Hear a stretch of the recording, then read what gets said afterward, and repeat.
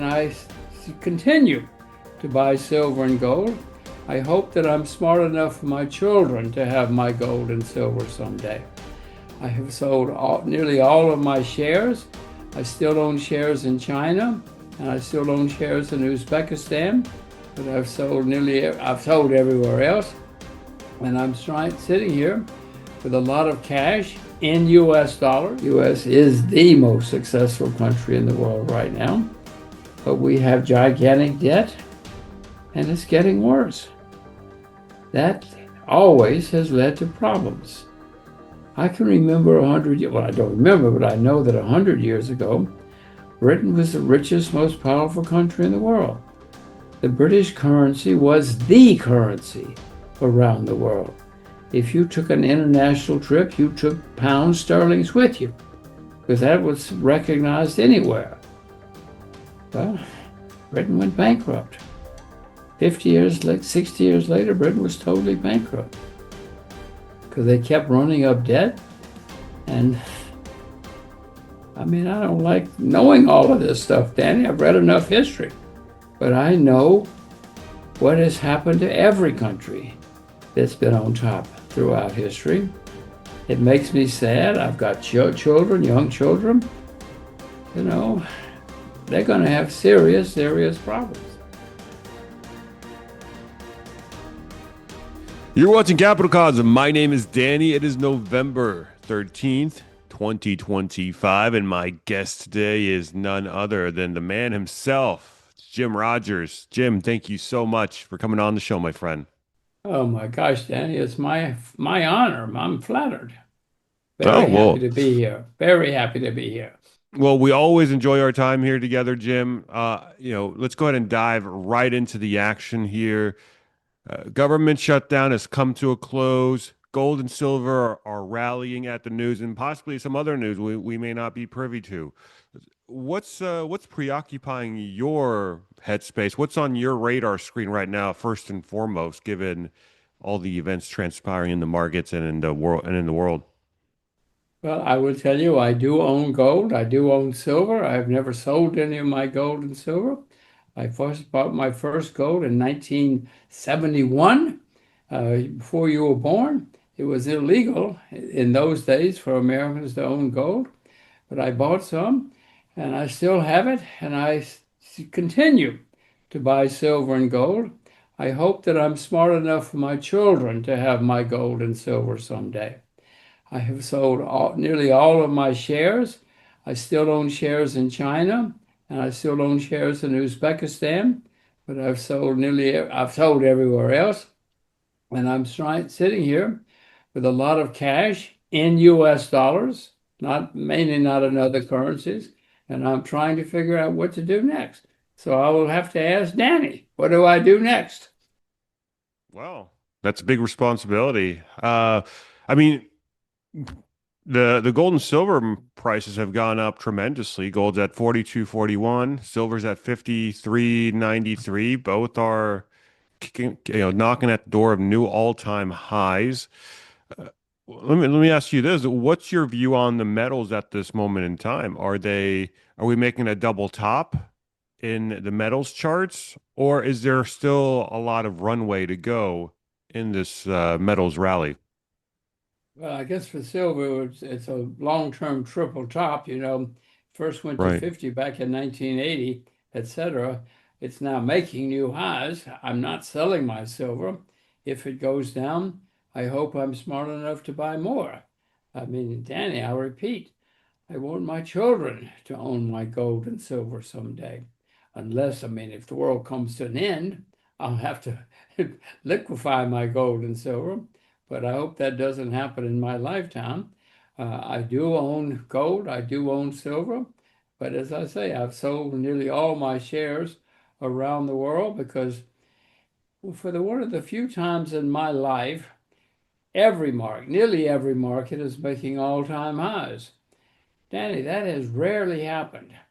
And in my experience, when everybody's having a good time, it's time to look out the window and say, wait a minute, something's wrong. Something's going to go wrong. Not wrong right now, but everybody's happy.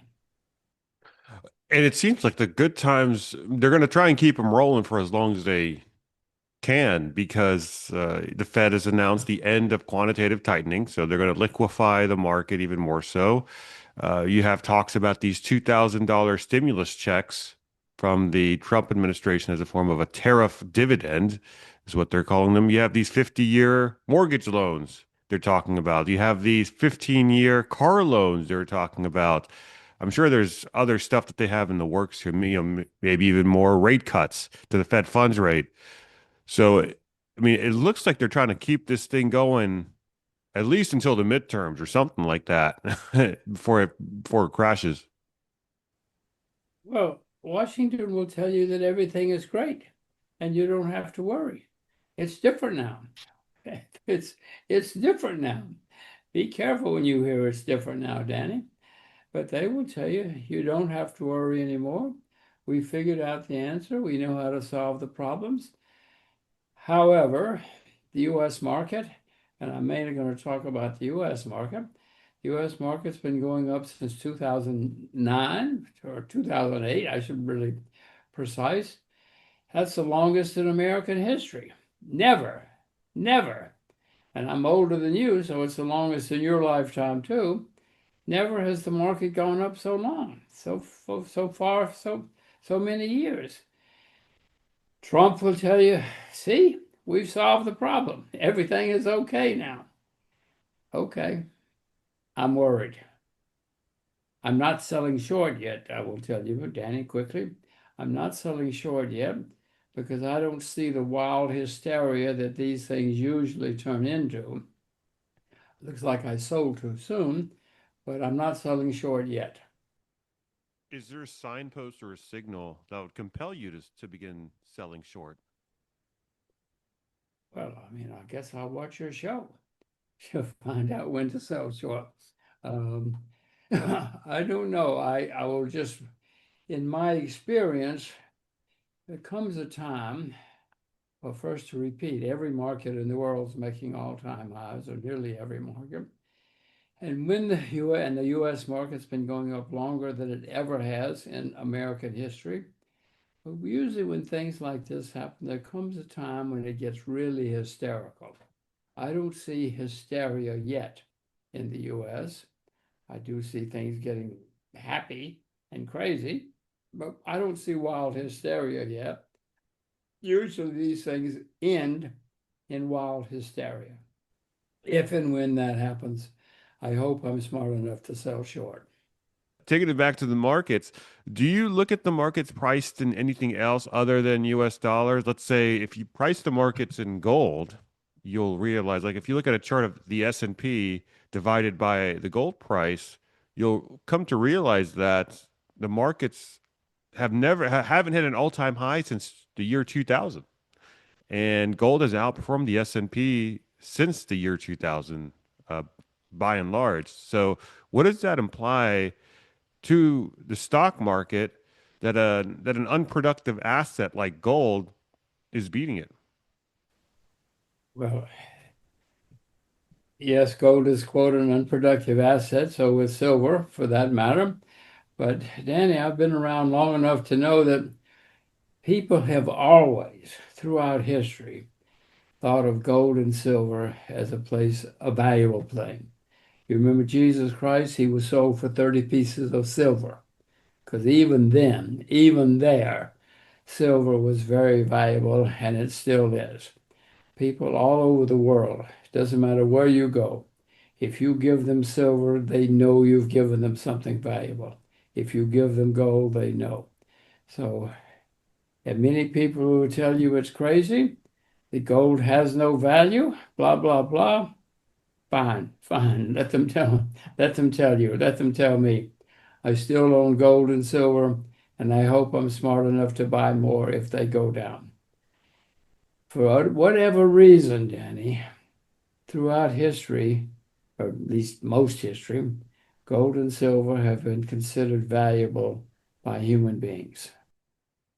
Yeah, So, but it's more of an albatross around the neck of the market that they can't beat the price of gold and silver. That gold and silver is outperforming the markets. if the markets are supposed to be a collection of productive assets and they can't even outperform gold, does that imply that that we're really not in an all-time high situation with the markets? That really, the markets may be up and valued in dollars, but US dollars are a moving target. They can just increase the money supply at any time, and by virtue of that, a fraction of that goes into the stock market. Hooray. Everything you said is correct. But I own gold and silver. I own US dollars as well. Now, the US dollar is a very flawed currency. There is no question, Danny. I mean, the United States, oh my gosh, and I'm an American citizen and taxpayer. But the US dollar, the US has never, no country in world history has ever been so deep in debt as the US is. And it's getting worse every day, Danny. I know enough history to know that every country that gets into this kind of situation eventually has horrible problems. And this is 2025. In 1925, Britain was the richest, most powerful country in the world. 50 years later, this is not a typo, 50 years later, Britain was bankrupt. IMF had to bail them out. Margaret Thatcher was elected because Britain went bankrupt. Margaret Thatcher saved Britain. But what really saved Britain was the year Margaret Thatcher took power, 1979, was the year the North Sea oil started flowing. So, Danny, if you give me the largest oil field in the world, I'll give you a very, very good time. And Mm. all your friends, everybody you know, will all have a good time. And that's what happened to Britain. Thatcher took credit, but it was the North Sea oil that saved her. Yeah. I mean, we went through a couple hundred years of Pax Britannica. We're about 80 years into Pax Americana, and it seems like Pax Americana might be a little bit more short-lived than Pax Britannica. Is there a way that the United States can still come out ahead as the leading power in the next, decade or so, as things, the BRICS nations begin to shape their own settlement currency and new alliances are being formed? Do you see a way for the American century to continue on to the next century? Sure, if we elect the Tooth Fairy as president of the US, all our problems will be solved. So you call up the Tooth Fairy and tell her she should run for president, and everything will be fine. I repeat, the UK became the richest, most powerful country in the world. 50 years later, it was bankrupt. Literally, the IMF had to come in and bail them out. Margaret Thatcher took credit for it, but it was the North Sea oil that saved Britain. And Britain is now going to have debt problems again. But I'm an American citizen, Danny, and I'm telling you what's happened in the US. I mean, I look at the numbers and I say to myself, can they not add? Can they not subtract in Washington? They probably cannot. Most of them are not very smart. That's why they go to work for the government. But the numbers are staggering. Just this year alone, the numbers are staggering. And I don't think anybody, a very few people in Washington, even know how astonishing the numbers are. And I know, well, I've read enough history to know that this always ends badly. Well, they're now saying, the press secretary said yesterday that they're not even going to release the October jobs numbers now because they're citing that the government shutdown uh, contaminated the numbers in some way. So, I mean, we've gotten to the point where they're just not going to show us the numbers anymore, at least for October.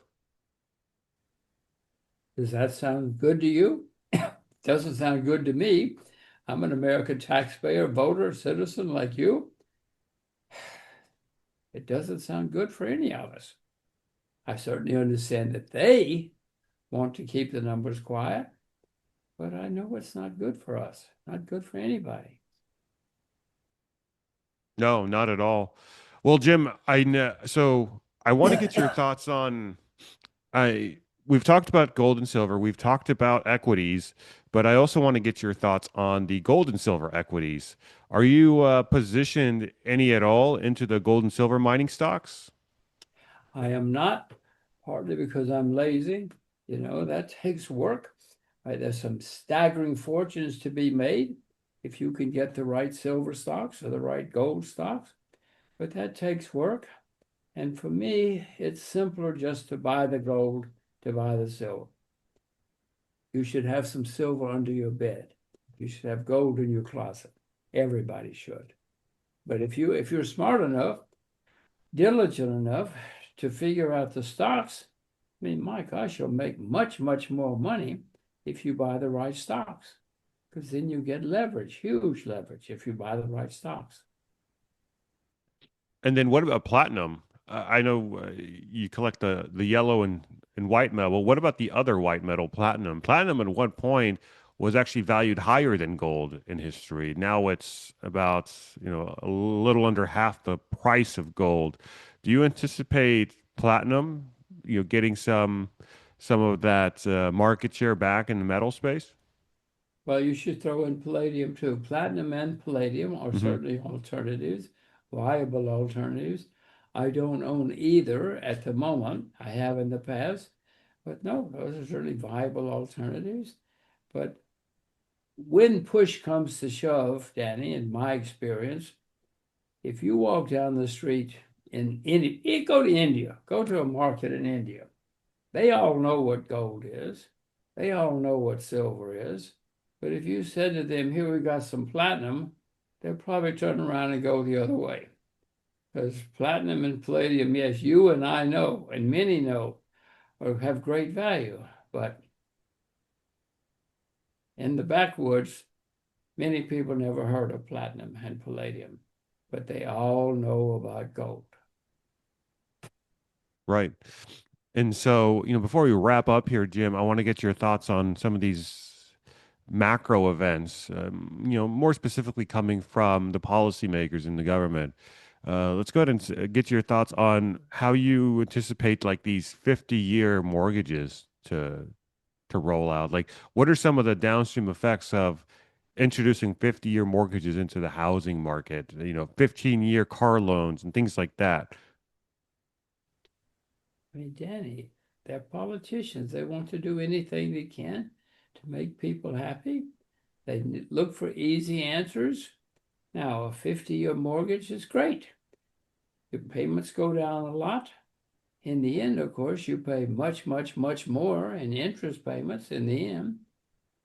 So many people say, my mortgage payments have been cut by a lot. That's great. Well, that's short-sighted if you ask me. But no, it's one of those gimmicks that politicians love because it makes a lot of people happy, seemingly happy, and everybody's fine, except the people who can add. The people who can add and multiply and subtract realize what's going on. Right. And then you also have these $2,000 stimulus checks that they're talking about rolling out. I mean, the last time they did something like this was in 2020 during COVID. And back then it was a $1,200 check, not a $2,000 check. So this is on a level even higher than that. And they're caveating with the notion that they'll only send it out to people making less than $100,000 a year. But regardless, they're still injecting liquidity straight into the hands of the consumer. So from a money velocity standpoint, as soon as you inject that, however much it is, $300 billion into the economy, it's going to go straight into consumer spending or the markets or things like that. I mean, isn't that going to cause another round of? I mean, shouldn't they be concerned about another round of inflation as a result of that? Oh, of course we are. I mean, everybody who knows a little bit of economics knows that when you print a lot of money, it has always led to inflation. But most of these guys who work for the government don't care. because they're assumed that they'll be gone by the time it gets to be a serious problem, and it won't affect them. It'll affect you, it'll affect me, but they hope, they think that it won't affect them because there's enough time, and there is, obviously there is a lag effect when you print a lot of money. That's what these guys count on. That's why they work for the government, Danny. They look for the easy answer. They look for the simple, easy answer. It's not good for you, your children, anybody's grandchildren, but it's good for them, they think. Can't argue with that. Well, Jim, I also want to get your thoughts on this ongoing series of negotiations between the U.S. and China. Do you see a rapprochement coming anytime soon between the two countries? All right, quick break here because if you're buying gold or silver the normal way, you're probably overpaying by a lot. And that's because most retail dealers quietly tack on these huge markups, sometimes 10%, sometimes 20%, sometimes even 30%. And you don't even notice it. It's like paying $115 for a $100 bill. Doesn't make sense, right? So that's why I've been using the Bullion Standard Pro. It's a membership that basically lets you buy precious metals at real wholesale prices. The same prices that dealers get. So no inflated premiums, no middleman games. Their platform updates every 5 seconds, straight from mints and distributors. So what you see is literally the real market. And here's the crazy part. If you buy something like this gold American Eagle, here's the amount of money you're going to be saving at the time of this recording, at least. So it basically pays for itself multiple folds on many occasions, depending on what you buy. And if you want to try it out, they're hooking up my viewers with an exclusive 10% off their first month. Just use promo code COSM10 at checkout. That's COSM 10 at checkout. So if you're stacking, investing, or just tired of getting hit with hidden markups, check them out now. Bullion Standard Pro. Click on the link down below in the description box and use promo code COSM10. Now let's get back to the video. Well, we have had periods of great friendship in the past 50 years. We've had the opposite. I don't see any reason that we shouldn't be great friends, except history shows that when you have a dominant country and a rising country, they have nearly always clashed. And sometimes it turns into shooting war. I'm talking about history now, reading history. There's no reason for that to happen, but there's never any reason for it to happen, except it has happened in the past. Yes, China's the most successful country in the world right now, at least rising country. U.S. is the most successful country in the world right now. But we have gigantic debt, and it's getting worse. That always has led to problems. I can remember 100 years, well, I don't remember, but I know that 100 years ago, Britain was the richest, most powerful country in the world. The British currency was the currency around the world. If you took an international trip, you took pounds sterlings with you, because that was recognized anywhere. Well, Britain went bankrupt. 60 years later, Britain was totally bankrupt because they kept running up debt. And I mean, I don't like knowing all of this stuff, Danny. I've read enough history, but I know what has happened to every country that's been on top throughout history. It makes me sad. I've got children, young children, you know. They're going to have serious, serious problems in their lifetime. Danny, I'm an old American. It's a good time to be an old American. It is not a good time to be a young American, because in their lifetime, it's what the British went through and everybody before the British. America's going to have gigantic problems in my children's lifetimes. And I hope everybody is aware of what's coming, and I hope that they protect themselves. whether it's gold or silver, or there are many ways to protect yourself, but I hope everybody is aware of what's going to happen. And if you don't know, read some history and you'll find out.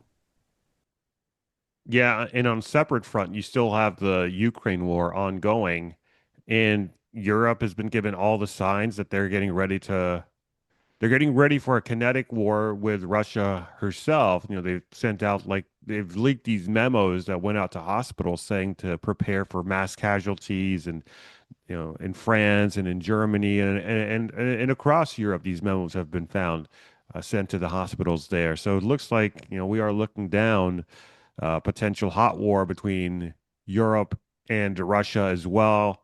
Um, do you see, I mean, is it pretty much baked into the cake here? Is there a way for the Europeans and the Russians to get out of this mess, or is it like you said? I mean, you have a rising power in Russia and China, and you have the existing legacy powers in Europe and the United States, and the clash is inevitable.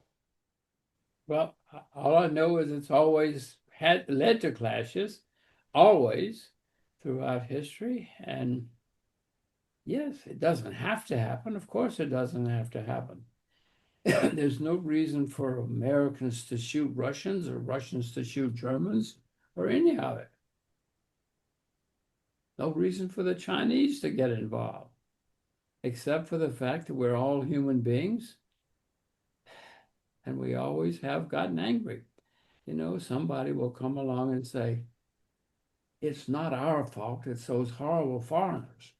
It's those evil foreigners that are causing the problems. We are all good, God-fearing, honest American citizens. We haven't done anything wrong. It's the foreigners. But likewise, in other countries, they say the same thing. They say it's all the evil Americans, the greedy Americans.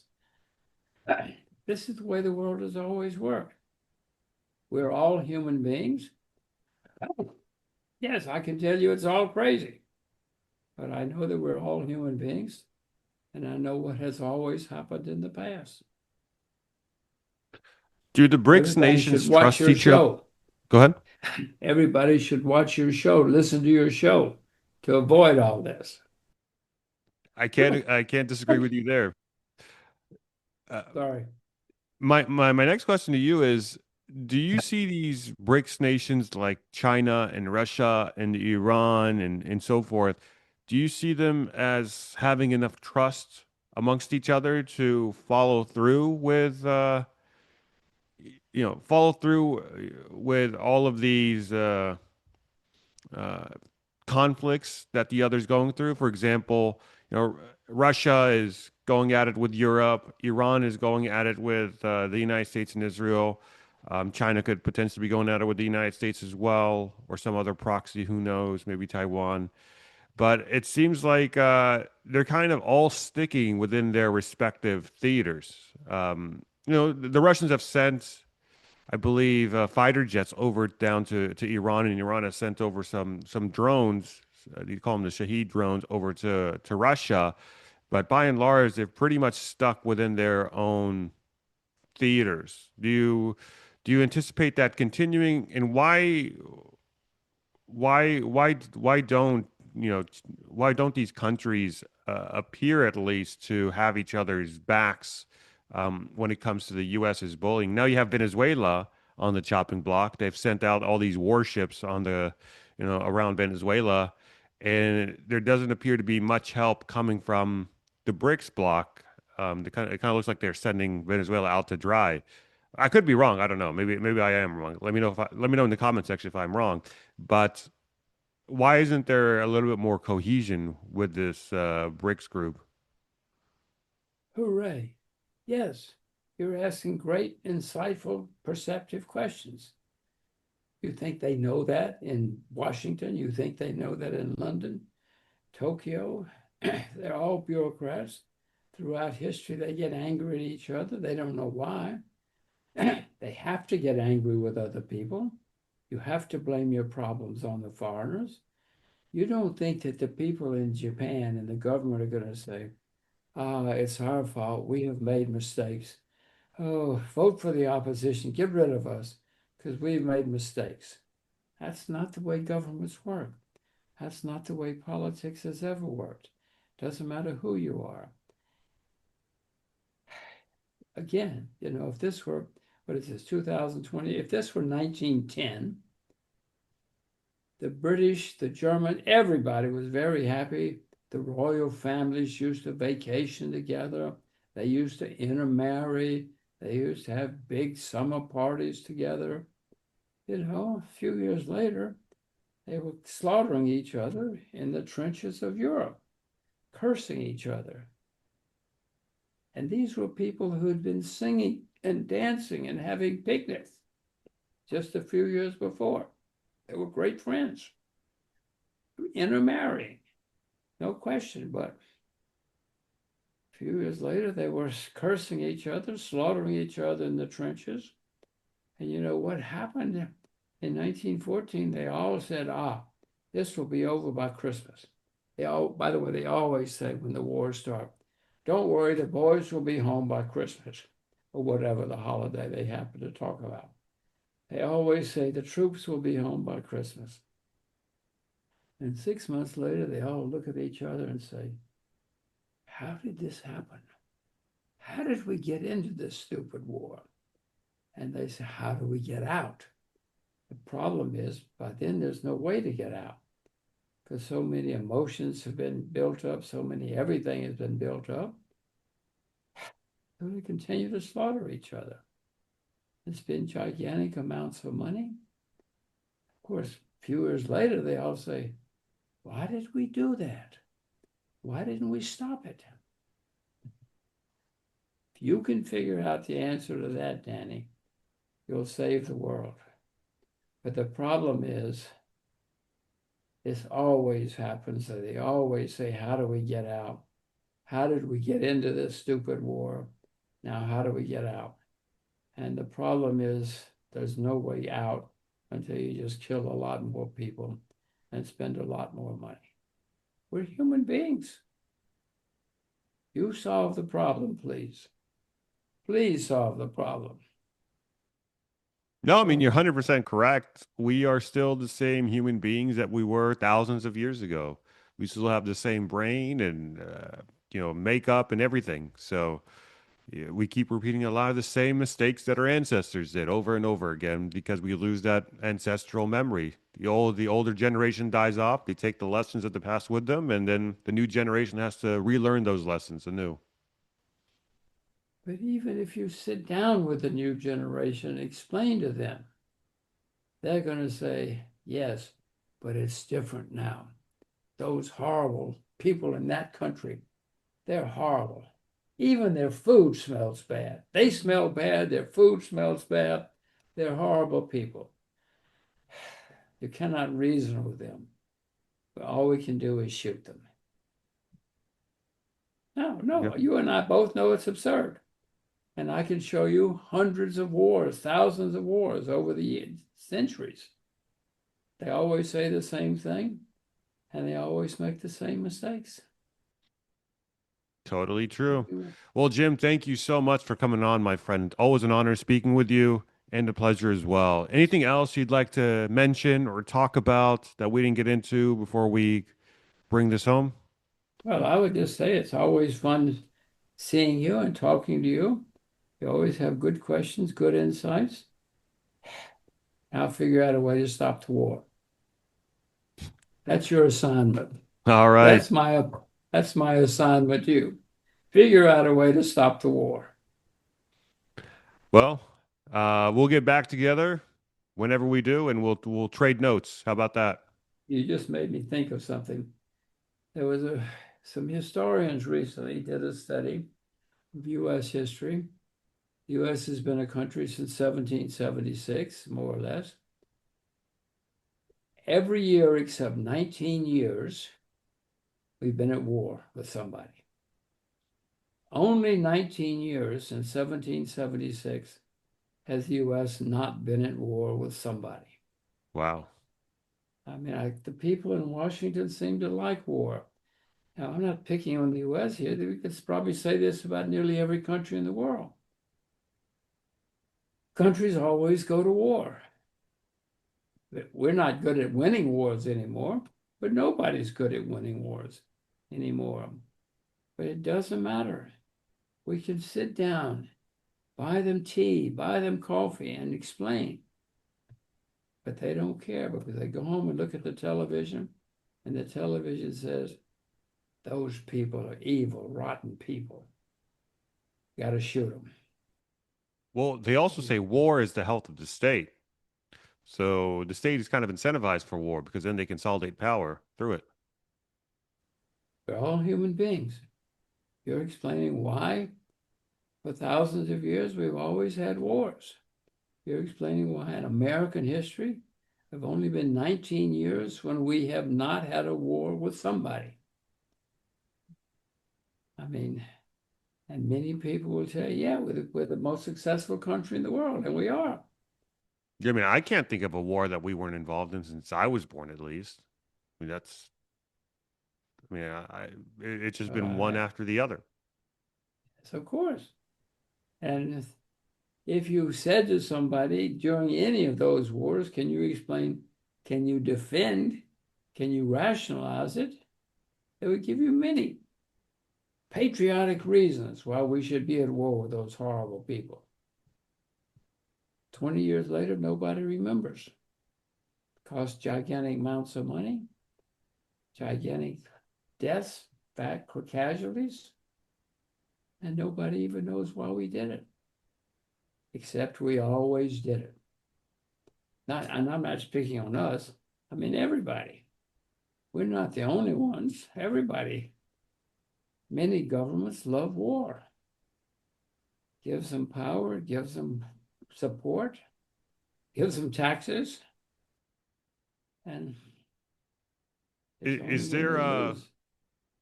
is there a country out there that you can kind of view as Switzerland that's neutral in all this in today's world? That's your other assignment, Danny. Find a place. Yes, the Swiss have mainly stayed out of wars, mainly. The French Revolution caused Switzerland to be a great success because all those French in Paris were trying to figure out, what do we do now? How do we get out of this crazy the French Revolution? They looked at a map and they ran across the nearest border, and that was Switzerland. That's why Switzerland became a great haven, a great financial haven, because mainly the French Revolution, they were all trying to escape the horrors of Paris. And that made Switzerland great. I mean, I hope that continues. And of course, armies, when they look at Switzerland, they see nothing but mountains. Armies don't like mountains. It's not an easy place to have a war. So Switzerland has evolved in the last 200 odd years to be a great refuge. I don't know. The Swiss are now building up debt. The Swiss are building up lots of problems that many countries have developed throughout history. Very keen on Switzerland. Have some money in Switzerland. And nearly everybody has some money in Switzerland. But that doesn't mean that there won't be problems in Switzerland, because they've had things really, really going very well in the last 200 odd years. That usually leads to problems. They do have those mountains. And very few generals like to go to war in mountains. They know that's complicated. Generals like the easy life too. So maybe Switzerland, the mountains will save Switzerland. I mean, I'm not going to move to Switzerland. I don't particularly like mountains and cold, but many people do. Yeah, I was going to say, I mean, you're all the way down in the equator in Singapore right now, so that's as warm as it gets. Well, yeah, Singapore's on the equator. So in Singapore, it's always hot, either hot and rainy. But if it's raining, it's not going to rain long, but it's always going to be hot. That's one thing we both know. But if there's a war, this port in Singapore is one of the most important ports in the world. For better or worse, when there's a war, everybody needs good ports. Everybody has to fight over a good port Mm. for whatever reason. We know all the reasons. No, I mean, if you know a safe haven for us, if and when the next war comes, not if, when the next war comes, don't announce it on your show. Send me an email, because I want to escape the next war too, if and when I hope it doesn't come in my lifetime. Unfortunately, it always does come. All right. Well, number one, I'll figure out a way to end the wars, and then number two, I'll find a place that you and I can hide in case the wars don't end. The best thing you can do is what you said first.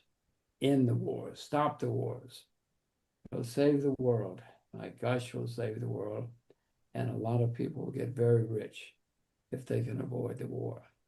Of course, others love war because many people, the ones who get it right, when there's a war, make a lot of money if you get it right. Get it wrong, whew, the consequences are not good. So, what your assignment is, figure out where we can all be safe You going got it, forward. sir. Well, all right. Thank you So, so much for coming on, Jim. Anything you'd like to plug? Any websites or anything? oh, Annie, I'm a simple person. I don't have anything to sell. I don't have any, no.